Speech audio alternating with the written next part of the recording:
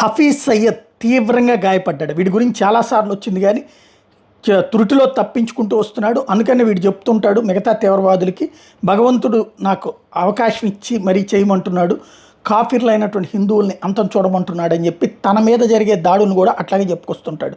ఈ హఫీజ్ సయ్యద్ గాడిని తాజాగా అటాక్ చేశారు, వాడు తీవ్ర గాయాలతో ఆసుపత్రిలో ఉన్నాడన్నది ఒక సమాచారం అయితే, ఏదైతే లష్కర్ ఈ తోయిబాకి సంబంధించినటువంటి అబుల్ కతల్ గుర్తు తెలియని వ్యక్తుల చేతుల్లో హతమార్చబడ్డాడు.